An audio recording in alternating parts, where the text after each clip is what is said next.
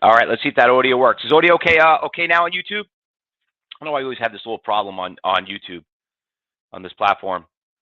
Audio okay?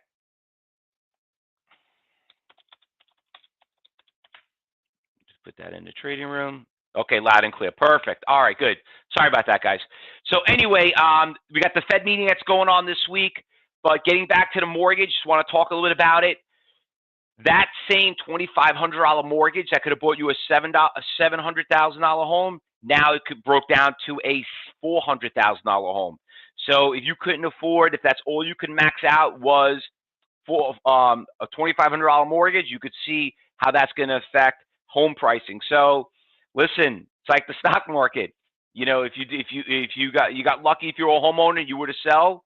You know, not too good if you actually took a mortgage at that high because your house value dropped. But you know what? That's what's going to be happening now. So we're looking really excited. You know, like I said, let's see what happens tomorrow. You know, anyway. And by the way, I told you everything that happened to me, right? I got my car stolen. I bought a brand new car, brand new BMW, right? And I bought it. I never buy anything. I always lease all my cars. First time I bought a car since I was probably like in 30 years. And the only reason why I bought it, because it was cheaper to finance it than to lease it, okay? So I had the car for 2 months. 2 months. Car got stolen right in my driveway. Obviously, you know what's going on with the theft and everything and carjackings, everything else. Came to my house, stole, but that's a different story. I don't want to talk about that. I went to go buy another car. The same car I wanted to buy because the interest rate started running. I got it right at the bottom. That same car cost me an extra $200 more a month to buy. The same, $250 to be exact. The same car. The same car. They're like, and it's like, that's ridiculous. So anyway, you could see how it affects everyone down the road. But let's talk about some of the stocks that I know it is crazy, right? Brad, you're telling me, okay?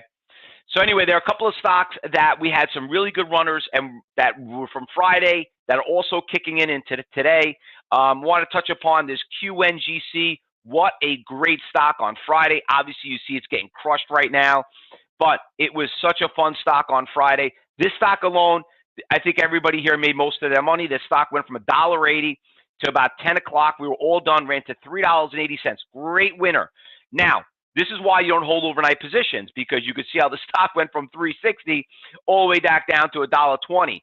But we didn't swing trade the stock. We day traded. So hopefully for some of you to hear on Friday, you learned a very valuable lesson. Don't look at it and say, oh, but I remember this stock. It was a $160 stock. Maybe this is the bottom. Maybe it'll come back. Hell, if it could just go back to 7, 8, 10. Yeah, right? Look what happened this morning. Got crushed. That's what you call a short squeeze. So anyway, could the stock bounce back? Absolutely. We'll keep an eye on it. So we got QNGY. We're going to keep an eye on that one. And that's only from yesterday, from last week. Anyway, Snapchat got crushed a couple of days ago. You could see it right here. It ran from $10 all the way down to $7. It was a really good move on Friday. It's been not only been a good day trade, but it's also been a very good swing trade. That was a stock that we traded last week. Pinterest also made a little bit of a comeback after getting crushed for a while. Was nice early in the morning, came back down, did some support, and came right back up. Intel had some really good earnings. That stock has been getting hammered the past year, but finally kind of built a little sweet spot around 260. Now we're already up to 29, and stock still looks pretty strong. So, you know, once again, if you're a day trader, how do you day trade, swing trade? A couple of the stocks, ones that I own, doing pretty well with Merck. Merck has done really, really well. Just broke all-time highs. So if you're on that swing trade, we're doing pretty well on that. Home Depot, a little concern right now. We're at a major resistance levels on Home Depot, right around that 300. It's got a little kryptonite right there. So there have been some really good stocks that are moving. Everything else, like Amazon, came back a little bit. But once again, the market last week was on fire. Friday, we were up over almost 800 points. So you could see that big, big bounce from 28 all the way up. Now, we're getting to a major resistance levels right here around 33,000. So we're almost there. So let's keep it caution, even though the market is down 130 points. All right. So anyway, that was the past. That was last week. You know, listen, that was just on Friday. For some of you here that are new, I mean, we had EPIX that was damn phenomenal last week. Let me just show last week some stocks that we had. So yeah, this one literally ran from $2 to $6 in one day. That was a lot of fun. We had the EDU also had a good run up. TAL had a good run up last week. QNGY. That one also, like I said, that was one we just found this morning. That one moved up. So there was a couple of nice little stocks that moved pretty well. But anyway, that's the past. Let's focus on the future. Because remember, the future is what I taught you. And for some of you that are in the trading room and in trials, we have to follow the money. We got to follow the orders. We're just here to make money. But most importantly, we're here to control the losers because we don't want to get, that's what keeps us in business. So where's our crystal ball? Right there on the big watch list. So let's go through the watch list. Let's see what's tradable and go through on that list. Now, the biggest winner right now is up about 20%, $3 stock, SLNA, not tradable, ugly tier sizes, no real trend. Remember we always talked about, when you're a student of ours, we have what's called the 3 T's, tradable, trend, and trap. So the first T is the most expensive part of the trade. So that obviously failed that, so we don't want to trade that one. Anyway, SONN, nice little trade this morning, moving pretty decently. You can see how we got a nice little push. $1.30 stock. Let me go up here and look at level 4. Got about 800,000 shares, which is awesome. Remember, we need volume. It is a pharmaceutical stock, though. I got to delete some of the stocks right here on my level 4 before I share it from last week. All right, so what we got over here? All right, so you can see right here, we got a couple of big resistance levels holding it down right here. Not a lot. I mean, there was a big seller right here around 14,000 shares, around $1.34. He got filled, and that was a nice little pop of 20 cents. But as I look down, you got some big buyers showed up here at $1.17 and $1.26. Nothing huge, nothing crazy, but, like I said, good volume. We'll trade it, put it on the watch list. EVK just showed up. Oh, this one looks pretty good. EVK. So this stock, another cheap little stock. See what's going on with this one. EVK. Check on what's going on with that one there. Volume's under 60,000. Probably not going to get any good iceberg orders out there. Yeah, like I expect. So we're going to put that on the watch list a little bit. Maybe on the B or the C list. This stock, $50 stock, down to $1.30. Not really completely sold. 6 million shares, though, did trade. Maybe put that. Listen, it's Monday. Monday's not the greatest days, okay? Monday's not the super most exciting days to trade, especially what is today? Today is the last day of the pay period.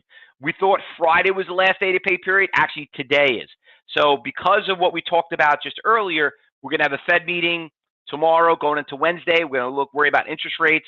I don't think today's going to be super, super volatile, so we'll be a little conservative. BBBY looks pretty good, though. Doesn't mean we still can't day trade. Bed Bath & Beyond moved up pretty nicely. Some of you remember this big crash when it went in August, went around from $4 to $30, and the CFO killed himself. I guess he got busted for, fraud, manipulation. We're getting Steve Wynn that's doing pretty well. It looks like some of the casino stocks are doing pretty well, but it's a $62 stock. You know that we really don't want to worry about that. Michael's saying, sounds like more COVID worries in China. Yeah, well, if that's the case, then obviously some of the Chinese stocks probably will go down. So we'll keep an eye on that. We're already down to 5%. Anything under 10%, we're not interested.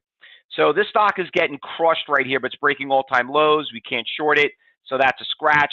This is why you don't hold overnight positions. Look at this stock, YBAB. When you think, it's $16, not a big deal. Look at this stock in the last couple of days. Start from 16, went down to 11, went down to 8. Look where it is down now, down to $4. It's a pharmaceutical stock. What do we teach you in class? Pharmaceutical stocks do not come back. Boyle's moving. Well, we also know Michael Boyle is an extremely volatile stock. So you got to be really careful with that one. But it is coming to some of these support levels right here. It channels so nice. You got to do a little more swing trade on Boyle, but not more of a day trade. Very, very risky to day trade. But we'll put Boyle on our watch list because we love trading it when it goes from 40 up to 140, down to 40, What's on 120, back down to 30, whatever it is. Great channeling stock right there. Anything else out here on the losers? Nothing. Well, we already know about this one. Is that big run up, EPIX. Who did not even know that the stock, the one that we trade went from $1 to $6, you didn't think it was going to come down? That's a short squeeze. So hopefully you learned a very valuable lesson on that. Now, another nice, decent stock right here is this one right here. Really nice stock is this EFSH. Now, let's bring this up over here and see what level 4 is showing us to see where everyone's buying and selling it and if the trend is still continuing. So I'm going to bring up here, just get some data here. All right. So you've got a couple of buyers that did show up right here. Nice little 5,000, not a lot. Not really any big sellers yet. We're not seeing the 20s, the 50s, the 100,000s, but there is some support levels here at 260. So you can see it's at 290. Cheap stock. Listen, stock we know can move for a Monday. We got to take what we can get. LLAP looks like it's testing resistance levels right here. $4. That's probably why it backed off. I could almost probably guarantee that there's a big iceberg order right there. I'm just going to go look just for fun. Let's just see if that resistance level and over here, to see if those orders are still out there. Yeah, they're out there. 13,000. You see the red lines right there? They're out there. They're pushing it down. Now you see you're getting a ladder effect on the downside. All right. So that's about it. That's about it. I don't really see anything more out there. That's about it. So we got a decent amount of stocks. Not the greatest list like we find going into a Monday, Tuesday, and Wednesday. But remember what today is. It's Halloween. Ooh, remember, last day of the pay period. So it's not that it's Halloween. It's the last day of pay period. It's a Monday. You don't end the last day of pay period on Monday. And also we got the Fed meeting tomorrow. So I'm not expecting it to be crazy. But we are going to an election. We got to make sure you go out there and vote. But I'm really excited because depending who wins the House and the Senate, you could see a twist of power. Which, if you attended any of the events I just did last week, and if you missed it, you could always watch the recording. It could make certain industries or certain stocks move. So we're going to keep an eye on that. Chuck is saying GameStop is moving. We'll check out that one. So GameStop, we traded it last week. Looks like it's moving up again. It's a little on the expensive side, but yes, GameStop we'll throw on the watch list. Just remember, GameStop is a very, very fast-moving stock. GME. Definitely. Good call, though. Nice call out right there, Chuck. All right, everybody. If you're watching YouTube, Facebook Live, we will be back here at 2:30. You could always like us and friend us. You could always join our trading room for a week. You could do a quick little trial. You're more than welcome to come and join us and see what it's like every day. Cyber group members in the trading room, you remember what I told you, what we train you, what you do. You see something, you say something, and if you're losing money, let us know so we all could work out together. So we all, listen, it's not about the winners, the losers. And if you're new here to the cyber group room, make sure you talk to the education advisor. We want you to have the best experiences possible in the trading room. So go out there and enjoy. Good luck, everyone. Happy trading. Be safe. And we'll start commentating once the market opens up.